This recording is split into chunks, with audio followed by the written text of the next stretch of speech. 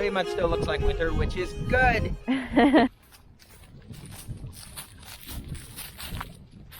dodged a bullet here, I think. Cut one open. Still green in there. Good sign. It was cold again last night. Not quite. You see, we got yellow stamens in there. We're good. This is a peach. It's we planted this last year. Kind of. I headed it right here, and then selected 4 branches to be the main scaffolds for the tree. And then I did a bunch of summer pruning, shortening the side branches off it. You can see I made some cuts here. Anything growing up in the center, I cut out. And now we're starting to develop this formwork where we've got 4 main scaffolds that will kind of go out and angle like a vase with short little fruiting branches on them. This is a golden russet. This is probably the most advanced of the varieties in the orchard. This is what I'd call 1/4-inch green. It's been that way for a little while. Most of the orchard, the apples are at green tip, between green tip and 1/4-inch green, which is when we do the most important spray of the year, which is dormant oil and copper. The copper is a very strong fungicide. It's an organic spray, but it's a pretty potent spray. And it will provide protection as these buds leaf out against apple scab infections. The dormant oil actually coats insect eggs, any insect eggs that are on the tree, and smothers them, as well as smothering scale insects. So it's a very, very important spray. That one spray will get the tree through, pretty much through bloom. And I always tell people buying trees, if they're just going to spray once, do this one right now, guys. Oh, there's cat number 2. It's Pepper. Our cats love to come with us. Yeah, they especially love the robins. Yeah. You can start to see rows in the garlic field, just barely. Don't give this to Scott. Something we worked on this week was we finished pruning the apples, which basically required no effort. We only had 2 rows left and they didn't need very much. And we finished pruning the willow. We planted this willow in 2022, so this is its 2nd season growing. So we coppice it down to the ground every year. So we just cut the entire patch down to the ground. And I throw out any discarded willow. I still have to go back and kind of grab the random sticks that are left in between the rows and throw them into the aisles so we can mow them. But yeah, it's looking good. Hoping this year I'll... Oh no. Oh.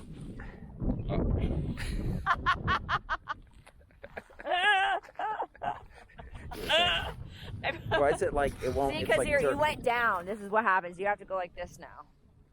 And I'm hoping to maybe put some more wood chip mulch on this patch this year. So we have 3-foot wide landscape fabric, and the willow is planted in rows 4 feet on center. And we have a 1-foot wide strip of wood chip mulch around the plants, and it works really well to keep the weeds down. Keep soil moisture in, add some organic matter as the wood chips decompose. And Tippy? The daffodils outside of our greenhouse are growing and flowering, right, Tippy? I spent part of the day yesterday trellising our early peas. They look pretty good. So I've got 2 rows of snap peas there that I planted March 1st, and 2 more rows going that I planted last week that are about to germinate.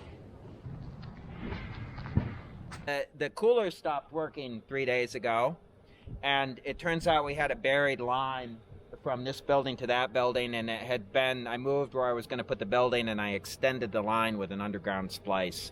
Don't do that. It was like a $30, $40 splice kit, and it worked for 6 months. So I had to actually dig a whole new trench here and install a whole new electric line to the building. Took a whole day. I worked on seeding for a full day this week. I seeded a bunch of basil, a bunch of flowers, husk cherries, tomatillos. What else? Just all sorts of stuff. Underground greenhouse. It's like cold. It's like 30 degrees and windy and nasty out. And in here, it's like I'm getting pretty hot. It's like 70 degrees. Yeah. Oh, look at the kiwis. The kiwis really are looking good. I bet the difference. So we have a fancy greenhouse now, which is great, but for years and even still now, I start all of my annual and perennial flower seeds in this very DIY light box. It's just 2x4s and fluorescent lamps hanging, and I have tray bottoms that I use to space out the trays. So when the seedlings are really young, I keep them really close to the light, and when they get taller, now I can just put them in the greenhouse. But previously, before we had a greenhouse, when they get taller, I would just take out the bottom tray. So something I do, I need to get some more. What I like to use is I actually use gallon Ziploc bags, and I cut them open. And this is especially good for things that need light to germinate, but need to keep moist. And the lights actually dry things out a whole bunch. So I just put that on the top of the tray to help keep the moisture in so they germinate. And yeah, I've got a lot of tomatoes in here, all sorts of things I seeded the other day. I've got some dahlia cuttings, and I'm actually, every day, multiple times a day, I'll come in and mist my dahlia cuttings. These are cuttings from tubers, and I'm encouraging them to root. So you want to keep them nice and moist. And that stays warm because there's a layer of that Reflectix foil bubble wrap around the whole really outside of it, making it like an insulated box. And just the lights keep it very warm. It's very warm in there. It's probably 80 degrees, maybe even more. Cool. Yeah. Okay.